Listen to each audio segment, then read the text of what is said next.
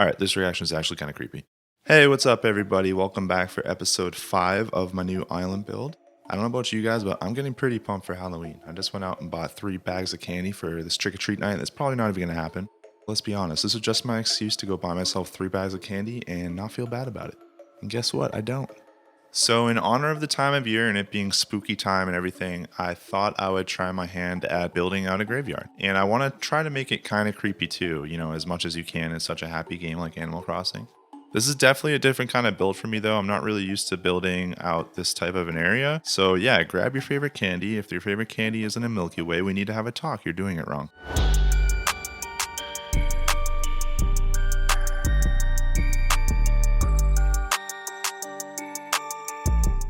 Not gonna lie, I'm a little bit bummed that I had to put the graveyard in this spot on the island, because originally I wanted to put my residential area in this back corner and I had a really cool idea for it and I was pretty excited to do it. And I probably still will do that idea in some shape or form, but for now this is the only empty spot I had left on the island, so I kind of had to scrap that original plan and then use this for the graveyard. Okay, so for this entrance to the graveyard, I really wanted to use the tree on an edge of a cliff trick. If you don't know about it, there are videos out there explaining it probably better than I can, but essentially you're terraforming in a specific way to trick the game into letting you plant trees on the edge of a cliff, which normally you wouldn't be able to do for some reason. You can kind of follow along with how I do it here in case you haven't seen this yet, but yeah, it creates this really cool effect, and especially for something like this.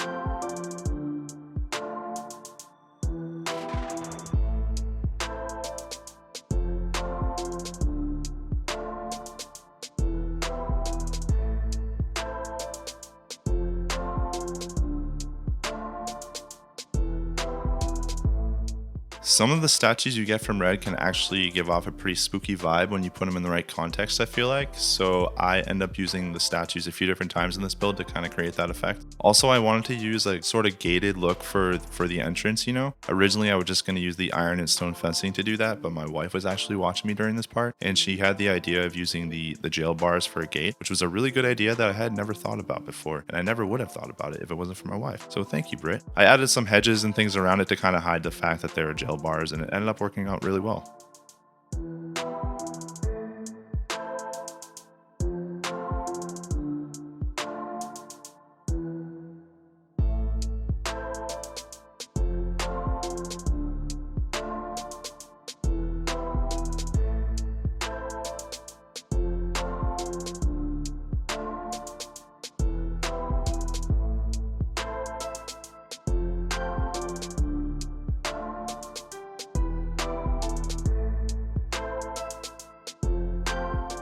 Overall, I was wanting to give this graveyard kind of an untouched for years, abandoned type of feel and look to it. I tried to make it seem like the paths were kind of broken off a bit and overgrown in certain areas. That's why you'll see me stopping short in some spots instead of connecting the paths together. And then I'll put weeds and whatnot in between to give it that untouched look.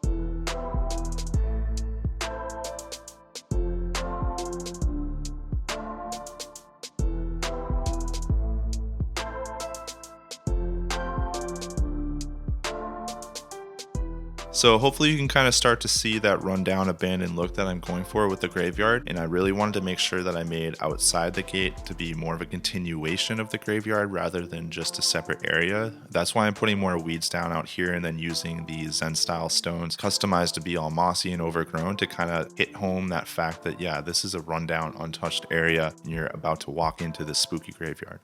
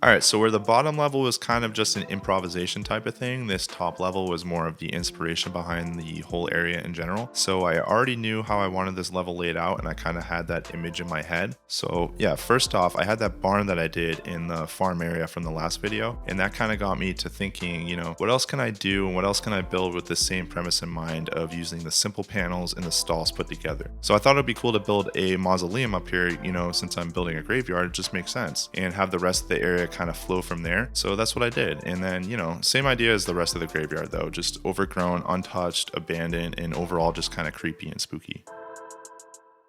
All right, so where the bottom level was kind of just an improvisation type of thing, this top level was more of the inspiration behind the whole area in general. So I already knew how I wanted this level laid out and I kind of had that image in my head. So yeah, first off, I had that barn that I did in the farm area from the last video. And that kind of got me to thinking, what else can I do and what else can I build with the same premise in mind of using the simple panels and the stalls put together. So that's what I did. And then, same idea as the rest of the graveyard though, just overgrown, untouched, abandoned, and overall just kind of creepy and spooky.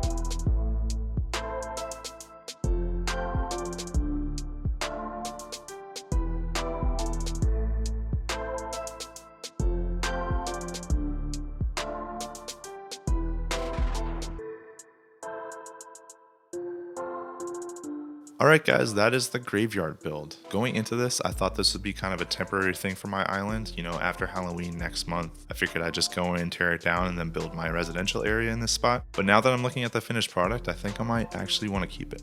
Anyways, I hope you guys enjoyed the build and that it fulfilled any spooky Halloween cravings that you may have had. This is going to be a much shorter tour than my other areas, but I hope you guys like this. I hope you guys like the build, and I hope it gave you some ideas for your own island. Let me know what you think on the way out, and enjoy the tour, everybody.